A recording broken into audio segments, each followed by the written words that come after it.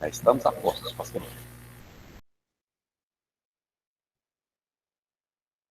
Será que ela fugiu?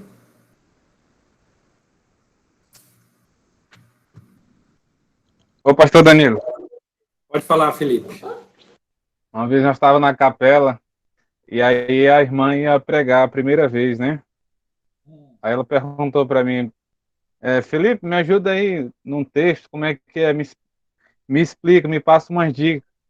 Aí eu falei para ela, escolha um texto fácil, e dedique nesse texto, leia até você decorar o texto. Aí ela, tá bom. Aí ela pegou um texto lá em Apocalipse, onde fala dos cavalos amarelos, cavalo preto, cavalo branco. Aí ela soltou esse sermão lá, e aí os irmãos caiu matando na coitada, sabe? E aí, quando chegou a minha vez, né, eu falei, gente, a gente tem que dar o desconto, porque é a primeira vez que a irmã tá pregando aqui no seminário. E aí eu brincando, né, falei assim, agora eu duro que quando eu for lá para casa do meu pai, na fazenda, eu não sei se eu vou andar no cavalo amarelo, se eu vou andar no cavalo branco, eu tô com medo. Aí todo mundo caiu na, na- todo mundo sorriu bastante, sabe? E aí eu falei para ela, quando terminou, eu falei para você, escolha um texto tranquilo que você domine. E ela falou assim, bem que você falou.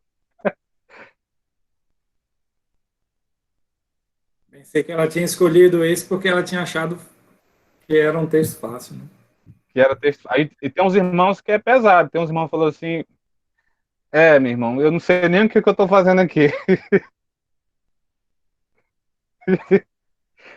Tinha uns irmãos lá que era duro. Quando você chegava lá na frente, chega a dar uma tremedeira. Eu falei assim, será que esses caras vão soltar a pedrada? Pois é. E aí, Elizabeth? Tá por aí já, né? Vai falar alguma coisa, Neuciane? Sim, eu ia perguntar, pastor, professor Danilo, então, assim, quem vai fazer a prática são só esses que estão ministrando hoje, né? Eu perdi quinta, eu não consegui internet. Ok, sem problema. Nós selecionamos os três porque a turma tem mais de 30 alunos e não teria como todos pregarem. Então, o ideal seria que tivesse o sermão de prova e o sermão de prova fosse a avaliação, desse nota, né? Mas não vai ser possível porque ouvir todo mundo não daria para dar o conteúdo da aula e ainda ouvir as pregações. Então, os sermões, eles foram selecionados, os irmãos foram selecionados, e eles vão pregar e nós vamos ter uma prática de pregação a partir deles. Mas os outros não vão pregar por causa dessa questão. Ah, ótimo. Mas aí o que é que acontece? Amanhã Bom não, na demais. quinta-feira, na quinta-feira, nós vamos ter a aula normalmente, e aí nós vamos aprender sobre o sermão textual. Aí, na terça-feira, mais 3 irmãos vão pregar. Por quê? Da quinta para terça? Porque é um tempo mais espaçado para que os irmãos possam se preparar. Se a gente der aula na terça, esperando que na quinta os irmãos preguem, eles só vão ter um dia, ou 2 dias no máximo, né? É um dia inteiro e ainda mais o dia da quinta, no sentido de manhã e tarde. É muito apertado, muito arrochado, né? E aí na quinta a pessoa tem na sexta, tem no sábado, tem no domingo, tem na segunda e ainda tem na terça mesmo, né? Então a gente vai ensinar na próxima quinta-feira o conteúdo do sermão textual, e aí mais 3 irmãos voluntariamente vão escolher. Como foi difícil encontrar voluntários, a Elizabeth indicou a Jardete, e aí a Jardete, depois da indicação, topou o desafio, né? E aí a gente vai encontrar os 3. Vamos ver, né? Como é que a gente vai encontrar. Se eles vão se voluntariar. Nossa, e eu já fiz o Homilética 2, eu preciso dar oportunidade para os colegas que não fizeram ainda essa prova, sabe? E como Boa. somos muitos, eu preciso dar oportunidade, né, para aqueles que ainda não fizeram, sabe, professor? Boa, boa argumentação. Muito bem. Então, vamos lá. Vamos ouvir o sermão aí da Elizabeth.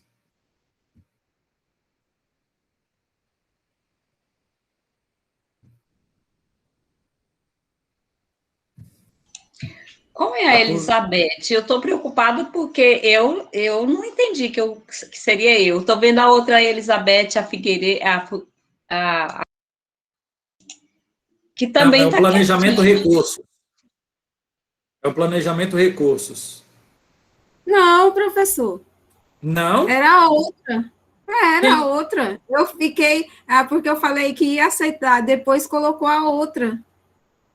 Por isso que eu estou achando estranho, que eu pedi até que falei que quero no próximo textual, porque eu indiquei a Jardete e ela aceitou. A irmã Ivan falou que então que eu deveria. Esqueci a referência que ela usou, né? Aí entrou, colocou outra. Ah, foi a Ivan que... foi a Ivan. Não fui eu, não. Ah, tá bom, desculpa, foi erro meu. Mas eu pedi, que o próximo eu quero. Eu sugeri que fosse ela, pastor. Eu entendi que ela tivesse aceito também. Não, eu fui, na hora que eu não aceitei, eu falei, não, vamos deixar a Jardete como mulher mesmo. E logo depois a Jardete aceitou. E aí ficou.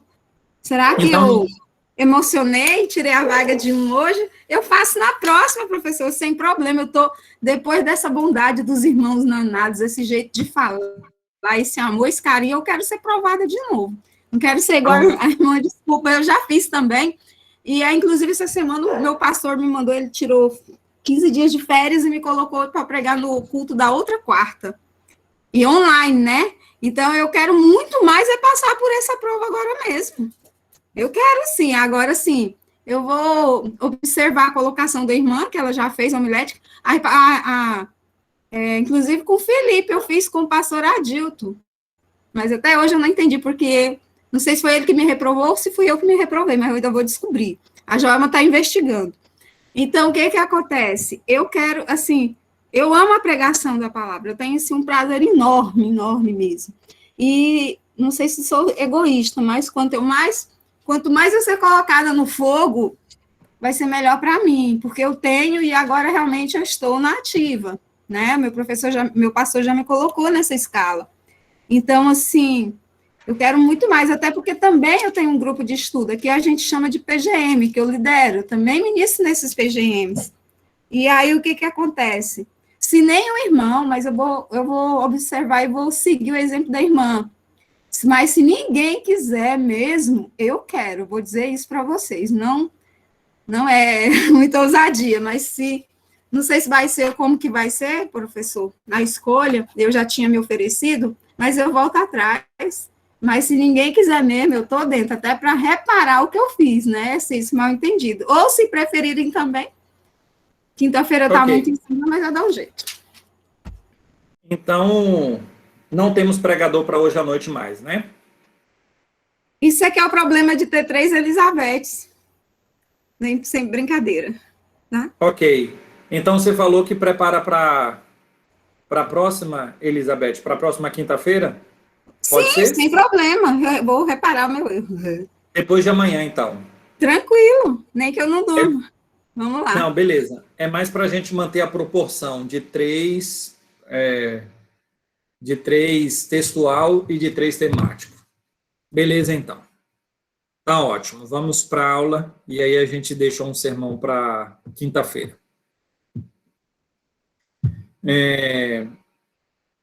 O tema, não é pré-definido, não. A pessoa fica à vontade para, no caso do temático, escolher o tema, escolher o sermão, isso aí é algo individual. E o textual, a pessoa escolhe o texto também, faz o sermão de forma livre. Não há indicação nem de tema, nem de texto. De nada. Muito bem, pessoal. Nós vamos falar, então, sobre a introdução do sermão, né? Precisamos entender que todo sermão ele precisa ter uma introdução. Alguns chamam a introdução de exórdio, né? E aí, os intérpretes bíblicos, além dos intérpretes bíblicos, os professores da cadeira de homilética, aqueles que trabalham com a interpretação e com a anunciação da mensagem, eles acabam colocando a concepção de que a gente desenvolve todo o argumento teológico, todo o argumento bíblico e deixa a introdução e a conclusão para o final. Eu não diria que isso é uma condição sine qua non, né? Uma condição sem a qual o sermão vai ruir, né? Se não tiver essa forma de estruturar o sermão, então está tudo errado. Não vou dizer isso. Eu, inclusive, não faço assim. Eu vou pensando durante a semana, já no texto, já vou pensando nas coisas, pensando no exórdio, então o exórdio, ele vem à minha mente, a introdução vem à minha mente, e eu já coloco. A grande questão, e eu entendo porque os estudiosos do assunto falam sobre a introdução e a conclusão ficarem para o final, porque às vezes a gente coloca uma introdução, aí depois quando a gente vai desenvolvendo, a gente percebe que a introdução ela não se encaixou muito com o desenvolvimento lógico do texto, e não só o desenvolvimento lógico do texto, mas o desenvolvimento lógico do próprio sermão. Então há uma possibilidade de não haver uma conectividade entre a introdução e o próprio corpo do sermão. Eu mesmo escrevendo já percebi que caminhei um pouco mais assim, estava caminhando um pouco mais longe do que eu estava pensando logo no início. Então, a gente concatenar todas as ideias é uma arte, mas eu procuro me esforçar ao máximo para poder não sair da linha, né? Para não sair da linha férrea, para manter ali a pegada de desenvolvimento a partir da introdução também. Então, os teóricos do assunto justificam que escrever a introdução e a conclusão para depois é porque a parte principal do sermão é a conclusão e também você vai concatenar a conclusão com a introdução. Então, não vai ser uma introdução à parte da mensagem, mas vai despertar o interesse do povo e esse interesse vai fazer com que a pessoa entenda que aquela ilustração inicial, que aquele exórdio, que aquela introdução tem a ver com o texto, e não foi colocado ali simplesmente como pretexto, né? Mais ou menos como alguém que quer contar uma piada, conta uma piada, mas que não tem nada a ver. Mas peraí, você contou essa piada com qual lição de moral? Qual é a intenção? Não, eu só contei para rir mesmo. Meu objetivo é o pessoal rir. Então, perde o objetivo. Se a gente for usar alguma ilustração, alguma mensagem sem um propósito bem definido, então a gente perde o propósito, né? Então, a ideia é que a introdução, o exórdio, essa realidade inicial possa concatenar, estar concatenada com as argumentações, com o assunto, com a grande ideia. Ok? Então, Austin Phelps, no livro Teoria da Pregação, ele ressalta a diferença entre as preliminares e a introdução propriamente dita. Nas preliminares, fazem-se observações gerais que não se relacionam definitivamente com o sermão. Mas na introdução, o pregador procura levar a mente dos ouvintes a um relacionamento tal com o seu tema que estejam dispostos a prestar atenção à mensagem. Assim, então, a definição que o James Braga coloca de introdução é a seguinte: é o processo pelo qual o pregador procura preparar a mente dos ouvintes e prender-lhes o interesse na mensagem que vai proclamar. Portanto, a introdução é parte vital do sermão, cujo êxito muitas vezes depende da habilidade do ministro para conquistar a atenção dos seus ouvintes no início da mensagem. É bom o pastor tomar o máximo de cuidado no preparo da introdução, formulando-a de um modo a desafiar o interesse da congregação logo no início, né? Então, nós precisamos ter isso em mente. Como podemos fazer a introdução? A introdução pode ser através de uma história, através de uma fábula, uma história real, através de uma história, uma fábula, pode ser através de uma lição com uma mensagem, né? Uma mensagem que traz uma lição. Então, nós vamos procurar algum fato, alguma coisa que chame a atenção dos ouvintes e que logo no início pode ser colocado, e esta mensagem inicial, que é a introdução, vai levar o interesse do ouvinte ao assunto que nós ainda vamos anunciar. Isso tem como objetivo prender a atenção, fazer uma boa introdução, para que as pessoas se sintam assim: olha, rapaz, que coisa maravilhosa o que ele falou, muito interessante. Agora eu estou querendo ouvir o que é que ele vai dizer. Então, às vezes, você quebra até o gelo com a congregação, no sentido de que a congregação vai lhe ouvir pela primeira vez. Aí, quando você sobe lá, ele pensa bem assim: o que é que essa pessoa vai falar? Vamos lá. Aí, quando fala a introdução, você já cativou a atenção dela, ela fala bem assim: rapaz, olha, eu estou querendo saber mais, estou gostando, vamos lá, deixa eu ouvir mais. Então, uma boa introdução é importante. Tem pregadores que já entram logo no assunto. E a gente precisa preparar o terreno para o assunto. A gente não pode entrar direto no assunto. Por que a gente não pode entrar direto no assunto? É mais ou menos como um filme. Se você pega... Às vezes um filme faz isso, né? Ele já pega o meio do filme ou o fim do filme e coloca no início. Aí depois que você assiste o fim do filme, um pedaço do fim do filme, aí ele diz... Aí tem lá um dizer, alguma coisa assim, né? 3 dias atrás, ou 1 mês atrás. Aí ele vai começar a história. Então, imagine se não tivesse esse 3 dias atrás, 1 mês atrás, e começasse a história apresentando os personagens, se já cai logo assim no ápice, a gente fica assim: poxa, legal essa cena, mas eu não estou entendendo muita coisa, não. Quem será que é esse? Será que ele que é o bonzinho? Será que aquele outro é o mal? Por que ele está fazendo isso? Enfim.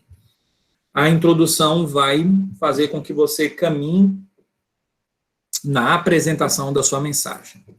Depois dessa introdução, é natural que você situe o ouvinte no seu texto.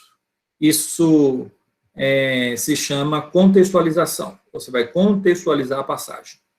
Você vai trazer a passagem com as suas palavras e explicar o que está acontecendo. Então, você vai mostrar o contexto da passagem. E você, então, faz a introdução, depois você situa o seu ouvinte na passagem, depois você apresenta o tema.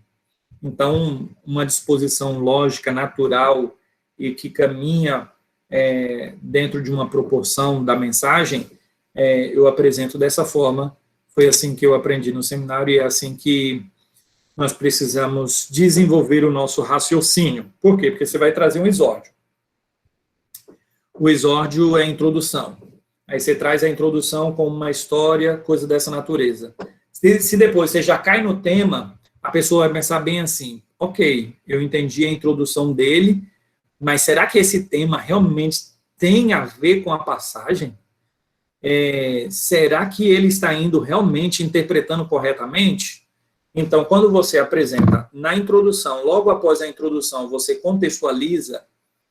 Quando você apresenta o tema, ele vai fazer o seguinte: olha, eu estou entendendo a disposição dos argumentos do pregador. Ele colocou ali o exórdio, depois ele falou: olha, o apóstolo Paulo estava nesse contexto quando ele disse isso, quando ele escreveu isso, tal, e é por causa disso que nós vamos meditar hoje sobre o seguinte tema. Então ele me mostrou aqui no contexto anterior, mostrou a grande ideia, da onde ele tirou o tema. Ele tirou o tema aqui do texto. Então ele está tendo como base o texto. Ele me situou no texto, agora ele falou o tema. E aí depois, então, eu vou provar com argumentos mais substanciais, mais sólidos, através dos meus pontos, das minhas argumentações, defendendo, então, o tema. Nós precisamos ter isso em mente quando vamos preparar uma mensagem, ok? Então, o objetivo da introdução é fazer com que o ouvinte seja despertado por mim, que sou o pregador, a dar ouvidos à minha mensagem, né? Então, mesmo quando o ministro está certo de simpatia da congregação para com a sua pessoa e para com o tema, isso é legal, mas nem sempre é assim, né? Então, é bem possível que as pessoas não se simpatizem tanto, cheguem com apatia para ouvir, às vezes está cansado, às vezes a mente está divagando, às vezes é até falta de afinidade com o pregador. Olha, o pregador é alguém aí de outra igreja que veio aqui falar, não conheço. Às vezes eu vim preparado para ouvir o pastor tal, é outro pastor, poxa, fiquei tão triste, eu gosto tanto de ouvir aquele pastor. Então, há uma má disposição para com o pregador por inúmeras razões, ou até mesmo com o texto bíblico, quando alguém abre um texto bíblico para pregar e alguém fala bem assim, eu já conheço esse texto, já até preguei nele, eu já conheço esse texto, já estudei, o que é que eu vou aprender de novo aqui? Então, a pessoa pode até não falar isso, mas ela pode se aproximar do orador, no sentido figurado, né, com uma indisposição. Mas aí, então, uma boa introdução vai fazer com que a gente ganhe o nosso ouvinte logo no início, né? E então, ela deve ser apresentada de um modo que você possa conseguir a boa vontade dos ouvintes. Mas o fator principal é que nós possamos realmente preparar um bom exórdio, uma boa palavra inicial, uma boa introdução, né? A partir do nosso conteúdo, do próprio pregador que se apresenta de forma adequada, que concatena as ideias, que anuncia de forma que chama a atenção dos ouvintes, e então isso vai fazer com que o ministro da palavra possa entregar uma mensagem que é tirada da parte de Deus e que possa comunicar adequadamente. Por quê? Porque eu posso ter uma boa introdução, mas eu posso me perder na interpretação bíblica e na aplicação e no próprio sermão propriamente dito, né? Então, ainda que a introdução seja importante, mas não é o âmago, não é o coração do sermão, não é o mais importante. É um fator importante, mas não é o mais importante. Então, o fator mais importante é a anunciação da palavra de forma fidedigna. Então, é isso que nós devemos ter em mente. Depois que nós vamos despertar interesse pelo tema, não só o interesse dos ouvintes, mas o interesse do tema, né? A pessoa vai olhar assim e falar bem assim, rapaz, eu queria tanto ouvir sobre isso. Quando me falou aí sobre deserto, sobre mar de Deus, eu fiquei interessado para ouvir isso. Nunca tinha ouvido falar isso, ou até mesmo já ouvi falar, mas nunca me aprofundei tanto. Então, é importante a gente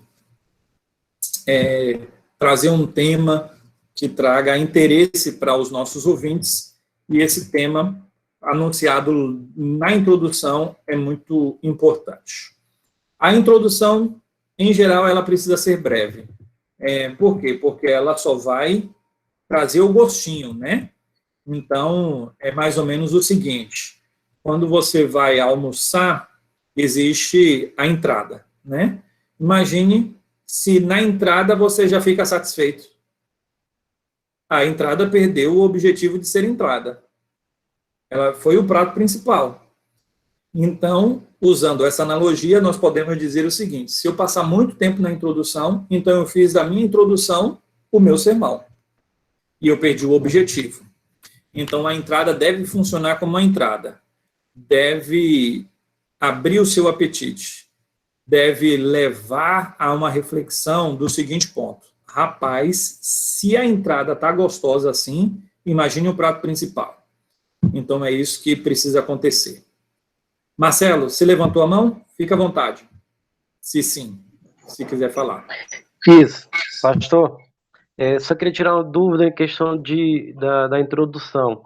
Pode citar também questões de conhecimentos gerais da Bíblia? Tipo, no seu livro, vou falar de tal coisa, que está aqui em tal livro. Sei lá, é o livro de Daniel. Aí, o livro de Daniel foi escrito tal, tal, tal, assim, tal, antes de Cristo. Tipo assim, esses conhecimentos gerais, assim, talvez um pouco só, mas pode citar ou você acha que não é legal citar coisa de conhecimentos gerais da Bíblia? Se tiver a ver com a mensagem, pode citar. Agora, ela deve entrar mais numa contextualização, no contexto histórico, mas essa é a expressão que a gente precisa guardar, né? Introdução, aí a introdução ela é composta pelo exórdio, que é também sinônimo de introdução, mas esse exórdio ele pode vir através de uma história, o ideal, né? E depois, essa parte que você falou ainda está dentro do contexto inicial do sermão, ele vem antes da apresentação do tema, mas ele vem como contexto histórico, uma contextualização do texto. E aí, por exemplo, que foi a sua pergunta, né? Conhecimentos bíblicos, mas conhecimentos bíblicos em que sentido? Que tem a ver com o tema central, que tem a ver com aquilo que você vai falar. Então, você vai falar de Daniel, o livro de Daniel foi escrito assim, teve esse objetivo, tal, foi escrito em tal época, aquele negócio todo, tal. Você deve fazer isso se você estiver pregando no livro de Daniel. Se você não estiver pregando no livro de Daniel, não tem objetivo. Não tem por que você mostrar um conhecimento bíblico sem uma finalidade. Não, entendi. Ele entra como contexto histórico. Ok.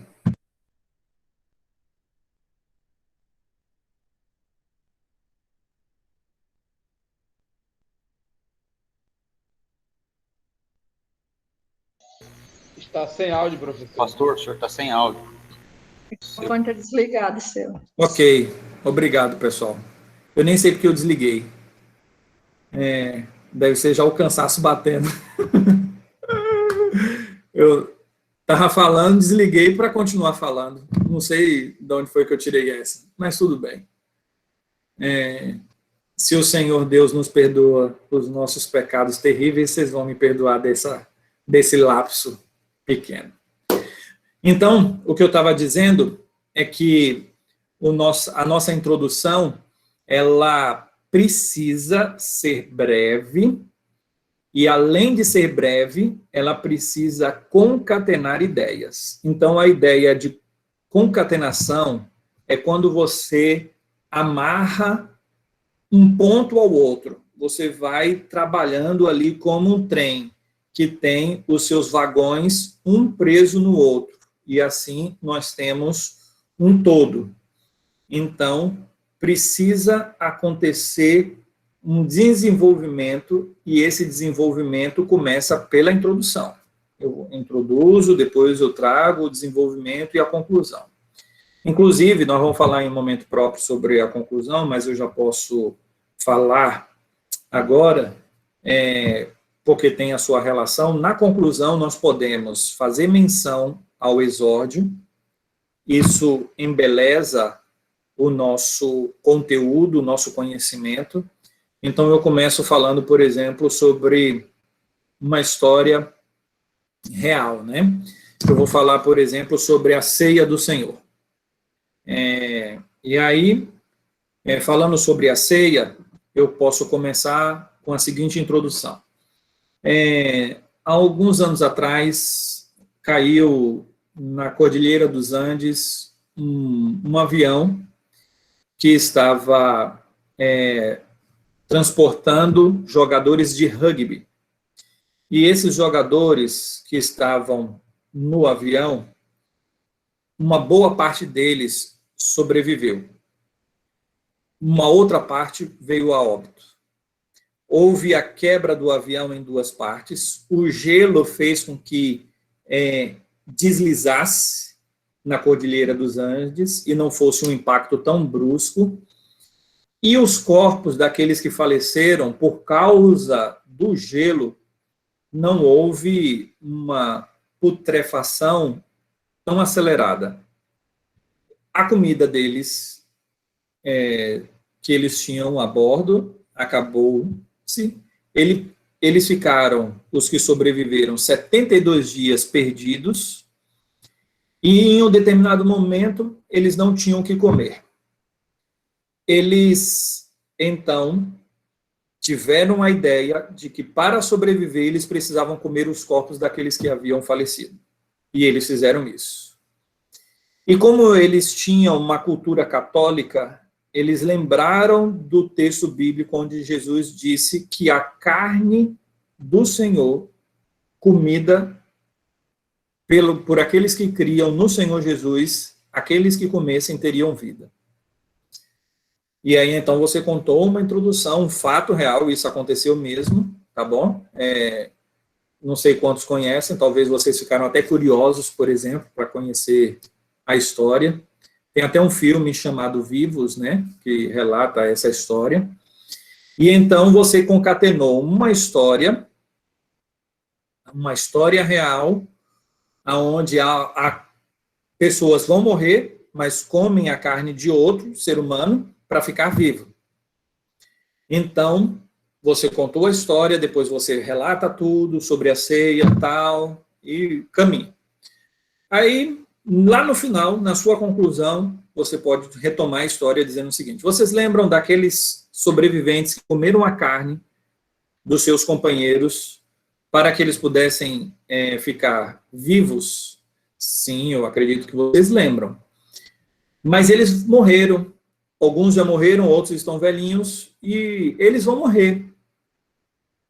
Mas o Senhor Jesus disse que aquele que come da carne dele tem a vida eterna. Então, na conclusão, você recapitulou o que você colocou lá na introdução, e a pessoa que foi despertada pela sua introdução, você chamou a atenção da introdução para concluir e mostrou a beleza do seu argumento, onde você colocou a introdução e a conclusão concatenadas, amarrando todo o seu argumento. Então, você trouxe o argumento da ceia, que se você se alimenta do Senhor, você tem vida. Então, você amarra com um desfecho, apontando para Cristo, apontando para a vida eterna e recapitulando o que você falou na introdução. Uma outra forma de conclusão é recapitular os pontos também. Então, tudo isso faz parte da técnica da homilética.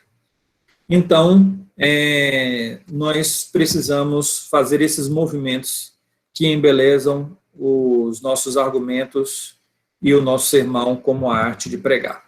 Ok? Caminhando um pouco mais. Deve ser interessante, né? Você deve chamar a atenção, então a introdução ela precisa ser interessante. Os primeiros minutos do sermão são muito importantes.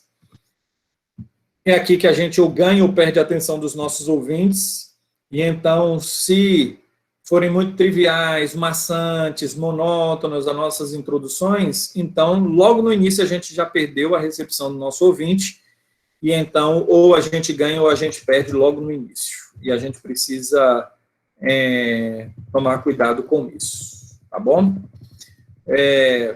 E aí, como, então, ter uma boa introdução? A gente tem que ter aquilo que eu chamei lá atrás e que a gente já estudou sobre mente homilética. A gente tem que pensar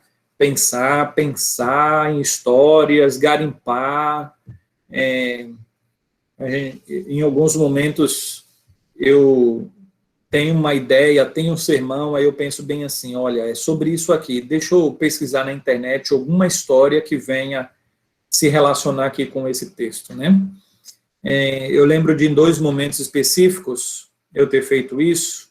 Um, por exemplo, foi no texto em que Pedro ouve de Jesus que deveria lançar o anzol, e o primeiro peixe que Pedro pegasse, ele iria abrir a boca e lá ia ter uma moeda correspondente para que ele pagasse o imposto dele mesmo, de Pedro e de Jesus. Aí eu tinha a ideia, tinha tudo, né? E me veio à cabeça assim, história de pescador, né? História difícil de acreditar. Tem muitas histórias de pescadores. Deixa eu garimpar aqui a história mais curiosa, né? Porque aí o pessoal vai achar interessante. Ainda mais aqui na nossa região, no Tocantins, onde tem muitos pescadores, né? Aí eu fui lá na internet e procurei as histórias mais curiosas de pescadores, que, em tese, são verídicas, porque não é história de pescador inventada, é história de pescador que entrou no conhecimento geral como sendo verdadeiro, pelo menos em tese, né? E aí eu peguei algumas histórias muito interessantes e depois coloquei na introdução do sermão. Então, a gente pode fazer esse tipo de incursão, né? Procurar garimpar uma história, tal, que tem a ver com o texto. Então, a gente pode e deve fazer isso. A ideia dominante ou ponto principal da mensagem precisa estar na nossa mente para que a gente possa captar a ideia da introdução. Então, nós precisamos ter isso em mente. Eu vou trazer na introdução aquilo que está relacionado à minha ideia dominante no texto. Então, eu preciso até mesmo não trazer sentenças longas, né? Mas, assim como a introdução vai ser abreviada, as minhas sentenças precisam ser sucintas, né? Rápidas. Ok? Alguma pergunta quanto à introdução?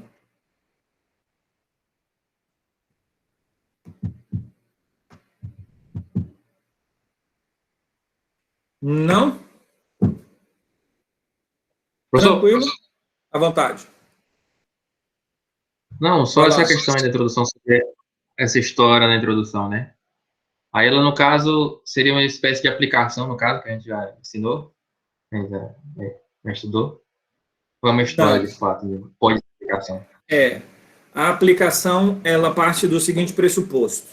Eu vou interpretar o texto, interpretei o texto, eu disse o que o autor original disse, quem escreveu o texto, ou, no caso, o que foi dito pelo autor original, no caso, Jesus disse alguma coisa, não foi ele quem escreveu aquele texto, foi Mateus, mas saiu da boca de Jesus aquelas falas. Então, o que Jesus pretendia quando ele disse aquilo? Isso é a interpretação. E a interpretação é uma. Mas quando eu vou trazer para a aplicação, eu vou trazer para o nosso tempo presente aquilo que eu olho para o texto e digo o seguinte: que interessante olhar para o texto dentro da perspectiva daquilo que eu estou passando no meu dia a dia, naquilo que eu preciso entender para o meu dia a dia. Então, pegando o conteúdo do sermão da Jardete aqui, ela falou sobre desertos. Então, ela transpôs do texto antigo uma aplicação para a nossa vida. Literalmente, nós não estamos em deserto, né? Apesar de que Palmas é muito quente e às vezes tem muita poeira, mas ainda não é deserto. Ainda, né? Quem sabe aí no fim dos tempos, né? O negócio fica tão difícil aí que se transforma em deserto, Palmas. Brincadeiras à parte, ela trouxe uma aplicação para as lutas, os problemas da nossa vida como sendo desertos. Então, a aplicação é assim: quando nós transportamos o texto antigo para as nossas situações cotidianas no tempo presente. É transportar o texto do século I para o século XXI. Então, essa é a aplicação. A introdução é simplesmente uma história que não vem aplicar necessariamente para a nossa vida, mas que venha despertar um interesse sobre um determinado assunto. E esse assunto é a ideia central. Eu posso chamar essa história de ilustração. Sim. Né? Ilustração. Isso. Exatamente. Exatamente. Exórdio, ilustração, tudo isso. Pastor Danilo. À vontade, Jardete. Eu assim, meio que me confundi. Você disse que a introdução e e a conclusão não devem ser, como que eu falo, não pode ser a primeira coisa a ser feita durante o sermão? Eu acho que eu me confundi. Ok. Existem os teóricos do assunto. Quais são os teóricos do assunto? Da homilética. Eles dizem, eu não faço assim. Eu vou dizer como é que eu faço. Mas eu também preciso apresentar como outros fazem. E eu entendo por que eles fazem assim, e não só porque eles fazem assim, mas eu sei por quê. E aí a minha palavra é porque a pessoa coloca uma introdução, depois ele se afasta da introdução, quando os argumentos vão surgindo e ele vai percebendo coisas que ele não tinha percebido. Aí depois, quando ele termina tudo, ele pensa bem assim, poxa, eu poderia ter feito outra introdução. Ou então eu me perdi da introdução. Depois, quando ele escreve todo o argumento, eu escrevi tudo. Agora, eles pensam, eu vou fazer a introdução e a conclusão. Por quê? Porque eu já tenho na minha mente todo o conteúdo do sermão. Então, se eu já tenho todo o conteúdo do sermão, a minha introdução ela vai ser bem melhor, porque agora eu já sei tudo, já sei a grande ideia, já tenho tudo em mente. Agora vai ser, em tese, mais fácil eu fazer a introdução. E a conclusão, ela sempre fica para o final mesmo, e com essa mesma ideia. Eu já tenho tudo em mente, já desenvolvi tudo, agora já está mais fácil para concluir. Eu, particularmente, faço dentro do desenvolvimento mesmo. Eu faço a introdução, faço o tema, vou seguindo a linha lógica da própria anunciação, da própria pregação. Então, eu faço assim. E aí, muitos teóricos dizem que é melhor fazer dessa forma. O recheio, e então depois eu faço a banda de cima do hambúrguer, do pão de hambúrguer e a banda de baixo, né? Então, o recheio faz primeiro a carne, tudo, aí depois é que você só fecha com os pães do hambúrguer, né? Inclusive, no intervalo, eu saí ali para comer um pão de hambúrguer, com hambúrguer, né? Foi gostoso. Porque quando nós trabalhamos com projeto de pesquisa, relatório de pesquisa, é isso também, né, professor? A conclusão, a introdução é a última coisa, porque é o despertar para o que vem ali. E aí, quando você já desenvolveu, você tem propriedade para elaborar aquela introdução chamativa. Exatamente, Ivan. Eu tinha isso em mente também, quando eu estava dando a resposta, só não disse, mas aqueles que ensinam em cursinho como fazer uma redação, eles também têm isso em mente. Eles também têm essa mesma ideia. Faça todo o desenvolvimento, depois você faz a introdução e depois você faz a conclusão. Deixe a introdução e a conclusão para o final. É uma técnica que eles colocam para que a gente não venha perder muito o rumo. Porque o que eles vão perceber é essa coesão na argumentação, entre introdução, desenvolvimento e conclusão. Ok? Mais alguém? Tem alguma pergunta? Ok, pessoal. Temos aí. Vai lá, Marcelo. Eu tenho. Marcelo. Não, foi Samuel. Vai lá, Elizabeth, depois Samuel. Tá, desde a aula, eu acho que da semana passada, da terça-feira, a aula que o senhor falou sobre não colocar, né, questões, relatar experiências pessoais durante a ministração, né, durante a pregação, até para evitar, né, a supervalorização. Vou usar essa fala, né, do pregador. Mas, assim, como eu falei para o senhor, eu tenho muito isso, eu uso muito experiências, né, que eu já vivi, assim, mas eu sempre conto o lado ruim, como eu dei meu testemunho aquele dia aqui na ilustração. Eu falo minhas falhas também, e falo principalmente em cima das minhas falhas, o que o Espírito Santo vai trabalhando para que eu melhore. Mas, assim, por eu ter esse hábito, a pergunta é, por eu ter já esse hábito, eu falo muito no PG, né, que é um grupo mais resumido, ali umas de 10 a 15 pessoas, o nosso, do meu esposo, e também quando eu vou ministrar, ou às vezes algumas pessoas me chamam para fazer devocionais. Então, assim, eu sempre tive essa prática, mesmo que eu já fiz homilética, mesmo que Agora, sim, a pergunta é, como que o senhor me fala para eu já ir perdendo, né? Claro que eu sei que eu vou ter que tirar, eu escrevo, eu tenho o hábito de escrever tudo que eu vou falar, assim, quando eu preparo.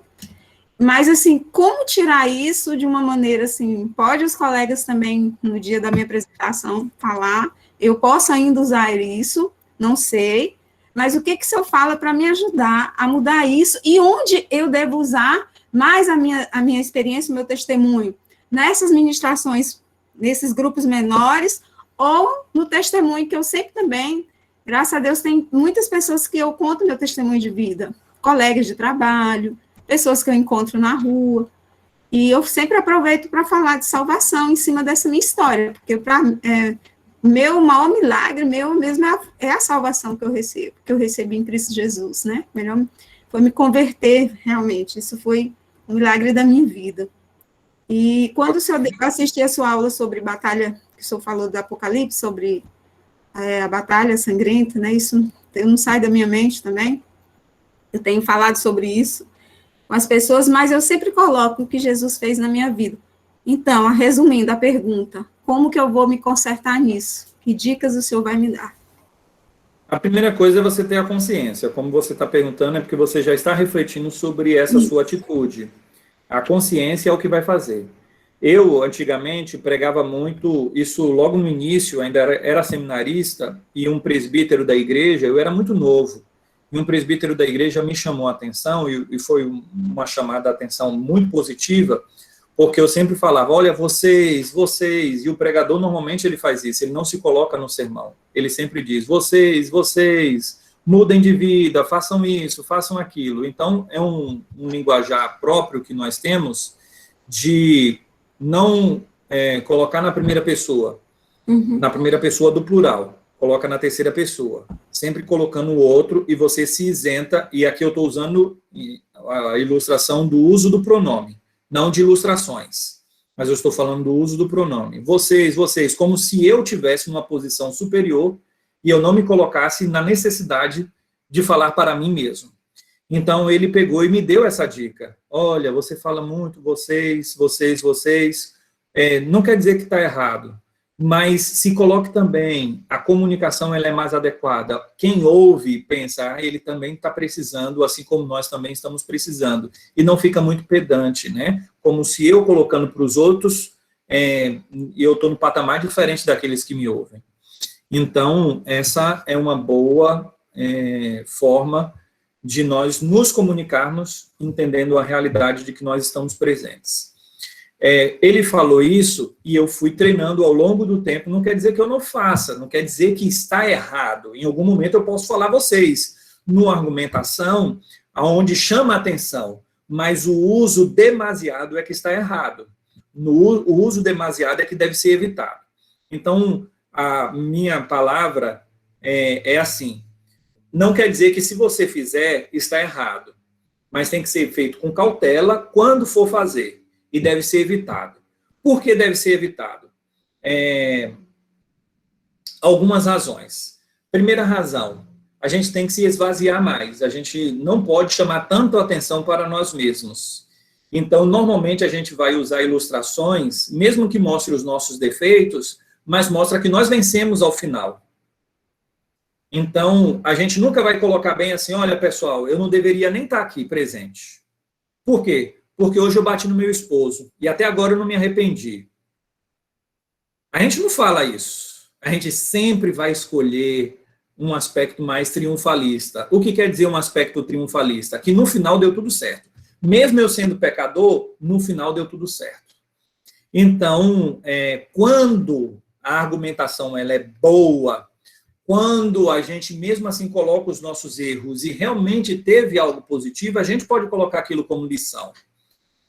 A gente pode transparecer uma mensagem que nem sempre é verdadeiro, mas pelo fato da gente repetir e falar muito sobre nós, a ideia que pode muitos, e aí é uma ideia equivocada, mas nós podemos passar uma ideia equivocada, porque a falha da comunicação não é simplesmente você falar errado, mas você se comunicar de uma forma que o outro entende algo totalmente diferente daquilo que você disse. Então, a gente deve evitar isso. Então, quando eu estou falando muito de mim, eu posso transparecer a ideia, passar a ideia de que eu estou usando a palavra para falar bastante de mim, sobre quem é o Danilo, o que é que ele faz, seja como eu sou, faça isso, faça aquilo outro. E às vezes eu posso não ter isso no coração e na mente de forma tão forte, mas de forma sintomática. Eu preciso tanto de reafirmação, até para caminhar bem. Eu preciso falar dos meus erros, dos meus acertos e tudo mais, até para isso me ajudar a acertar mais. Tem gente que faz isso, e a gente deve evitar isso, porque o sermão não é uma pregação de uma autoajuda que eu preciso falar sobre os meus erros para que eu possa me ajudar. Eu preciso pregar a palavra de Deus para que eu possa me ajudar, mas não falar de mim. É como na psicologia. Na psicologia, às vezes a pessoa chega e quer conversar com a gente, e só o fato dela falar dos problemas dela, do que ela fez e as coisas, ela já se sente bem. Então, a gente deve evitar que isso também seja uma realidade para o púlpito. Eu estou com as minhas lutas, com as minhas dificuldades, e eu vou lá e falo de mim, e eu até me sinto bem depois do sermão. Então, é muito perigoso, é um caminho que eu desaconselho, usando lá a figura do Mike Bumore, né? Durante o ano, pregue uma vez e depois se arrependa. Então, use uma ilustração, use outra ilustração, aqui e acolá, sobre a sua pessoa, mas com muito cuidado, com muita cautela, se for uma coisa muito positiva, se for algo muito importante, porque isso também é bom para as pessoas entenderem o seguinte: ele também não é um super crente. Ele também passa pelos problemas que eu passo. Isso faz com que as pessoas queiram nos ouvir a partir da gente relatando as nossas lutas, as nossas dificuldades, os nossos problemas. Mas isso deve ser feito com muita cautela, mas com muita cautela mesmo. Às vezes a gente vai falar, a gente expõe o nosso cônjuge, quando eu falo alguma coisa assim sobre mim, sobre as meninas, eu preciso tomar muito cuidado para não expor a minha família. Então, assim, é um caminho muito perigoso, Elizabeth, é um caminho muito perigoso. Eu sei que tem muita gente que faz, tem gente que chega, olha, eu viajei para tal lugar, e lá naquela viagem que eu fui para Atenas, eu vi lá onde Paulo pregou, foi uma experiência maravilhosa. No final das contas, aqueles que estão ouvindo pensam bem assim, poxa, ele está querendo falar que ele viajou, ele precisava falar isso de púlpito. Ah, não, mas não era essa a minha intenção, não era. E realmente pode até não ser, mas a falha na comunicação não é só quando nós temos a intenção de comunicar algo errado, é quando a gente comunica algo que o outro entende de outra forma. Então, a gente precisa tomar cuidado até nesse sentido. Então, se eu sei que eu vou deixar uma realidade ambígua para o meu ouvinte, eu vou evitar. Se eu pensar o seguinte, há a possibilidade de eu falar algo e ele está pensando que eu estou querendo me mostrar, há essa possibilidade. Então, peraí, eu vou evitar. Então, Elizabeth, o meu conselho evite o máximo possível. Tá bom? Vai lá, Samuel. Pastor, essa introdução, ela varia de acordo com o sermão? Ou pelo menos seria sugestivo que ela variasse de acordo com o sermão? Sim. A introdução ela tem que ser única para cada sermão. Ela precisa variar. Ela deve caminhar de acordo com o tema do sermão. Então, é até bom eu pensar assim, eu fiz o tema, eu já tenho o tema. O tema, no sermão expositivo, por exemplo, que é o que eu vou aconselhar vocês a sempre pregarem de forma expositiva, o sermão expositivo também tem um tema. O tema, ele nasce da grande ideia. Qual é a grande ideia daquele texto? Quando o autor ele colocou aquele texto, ele tinha algo em mente, ele tinha uma ideia central. Essa ideia central vai lhe nortear para a escolha do tema. A escolha do tema deve me levar a escolher a introdução, uma história e tudo mais que esteja relacionado ao tema e à grande ideia. Então, cada sermão tem que ter uma introdução diferenciada. Deu para responder, sim? Sim, pastor, perfeitamente. Ok, vai lá, Ivan.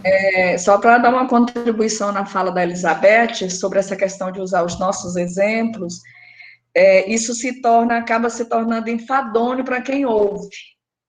Além de parecer que a gente quer, que nós queremos nos exaltar, parece enfadonho, porque às vezes o ouvinte diz, ó, já vem outro testemunho dela, já vem outro testemunho, né? Então, assim, como a minha formação, eu sou pedagoga, e eu trabalhei muito com cursos de capacitação de professores, e sempre a gente tinha esse cuidado, né, de não usar muito o eu, né, o seu eu. Você pode usar a sua experiência isentando o seu eu. Você pode ilustrar com a sua experiência sem dizer que é você, aquela pessoa que foi com você, né? Então, isso aí é importante. Eu, nas minhas pregações, eu evito muito, apesar de que eu sei o que Deus fez na minha vida, eu sei de onde Deus me tirou, eu sei dos milagres que Ele tem operado na minha vida, né? Me tirou e tem me sustentado pela misericórdia, mas eu não gosto de estar falando eu. E, às vezes, quando eu cito, é algo muito superficial, justamente por causa desse cuidado. E a gente tem que ter esse cuidado, porque tem pessoas que estão mesmo dentro da igreja ouvindo, mas ele não está tão ligado na mensagem, mas às vezes está muito ligado naquilo que você vai dizer sobre você, né? E a gente tem que realmente evitar isso aí, como o senhor bem colocou. Isso, só teria que entender onde então eu vou usar, porque assim, todos até os cursos que eu já fiz, até voltando à questão, todas as experiências que eu já vivi ruim, sempre as pessoas me falavam, olha, isso é para você, pastores, sim, teólogos também, por isso que eu estou perguntando onde eu devo usar, porque não é que eu falo excessivamente sobre mim, eu dou um exemplo, por exemplo, eu vou falar do assunto, porque eu já vivi experiências, assim, desde a minha geração, né, passei no processo também de cura interior, desde a minha geração, já foi muito problemático, do momento da minha concepção. Então, assim, e todos, olha, Elizabeth, isso é para você ajudar pessoas, isso é para você contar para as pessoas o que o Senhor fez, que elas podem também viver. A questão é que eu quero saber onde eu vou usar melhor isso aí, porque isso eu tenho, depois do meu, ou vem, assim, a restauração de uns 7 casamentos. Com a minha história, com o meu testemunho, eu quero entender onde melhor eu devo usar isso. Porque, assim, as maiores oportunidades é onde eu ministro, entendeu? É isso que eu quero aprender, eu quero entender. Ok. Tá? Mas pode ser em um outro momento, pastor, a aula já está, acho que bem adiantada, sem problema, tá? Tá bom. A gente pode abordar isso na semana, na quinta-feira, mas a ideia, bem rápida, bem sucinta, é mais ou menos o seguinte, Elizabeth. Quando nós somos chamados, você colocou aí, por exemplo, um exemplo bem específico, a sua questão conjugal. Se eu sou um pregador rotineiro, ou seja, eu estou pregando sempre ali na igreja, vai se tornar enfadonho só um tipo de mensagem. Eu tinha problema, tal. Foi muito bom no início, mas depois o pessoal já pensa bem assim, olha, essa história eu já ouvi várias vezes. Então, isso causa esse tipo de pensamento reverso. Ao invés de ter um aspecto positivo, vai ter uma reversão no propósito. Se você tem muitas pessoas que passaram por algum tipo de experiência, escrevem livros sempre naquela temática, é convidado para pregar em várias regiões sobre um determinado assunto, aí eu diria o seguinte, ok, você pode falar, mas mesmo assim tome cuidado, não use muito tempo para isso, porque o maior tempo vai ser para a pregação bíblica. Então, você pode colocar, olha, eu passei por esse tipo de experiência, assim, gostaria de falar sobre a palavra de Deus, que faz isso e isso, restaura, porque eu mesmo passei por isso e Deus me restaurou. Então, é possível, sim, é possível, mas o que eu estou falando é sobre o perigo. Vamos supor, tem um camarada que ele anda na moto sempre com uma roda, a roda traseira, ele empina e ele faz isso há 20 anos e ele nunca caiu. E ele te convida para ir na garupa e ele vai fazer isso também. Mas ele é tão fera, tão fera, tão fera que ele nunca caiu. Aí vem o Danilo e fala bem assim, o que é que você acha melhor? a pessoa andar de 2 rodas como a moto foi projetada ou de uma roda, mas ele anda 20 anos e nunca caiu. Eu vou dizer o seguinte, andar de uma roda para ele pode ser algo muito bom, porque ele nunca caiu e ele consegue fazer a manobra efetiva. Mas eu prefiro que ele ande de 2 rodas, por quê?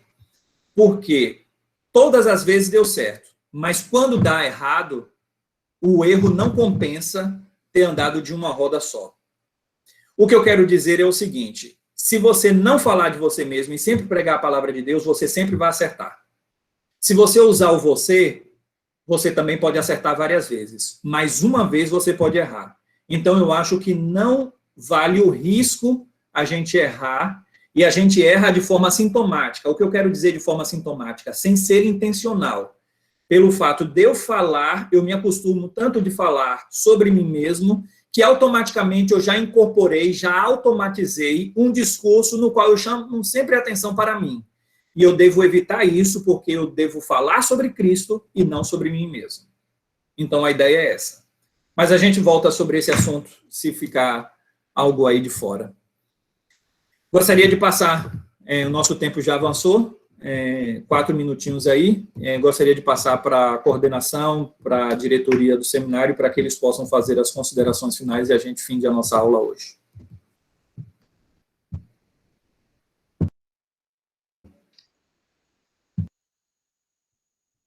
Rosivânia,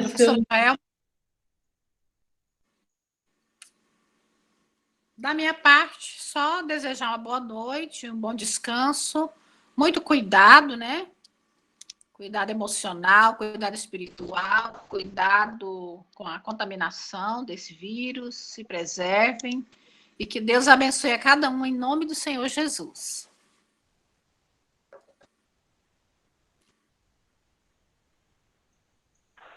Amém. Parabenizar. Amém. As paz. Joelma, eu estou esperando hebraico. Deus o livre. Mas, Joeni, mas tu já fala em língua, Joeni. Só celestial. Pessoas que não fizeram na palestra. Eu já mudei de TV, recado de canal. Eu não consegui localizar todos no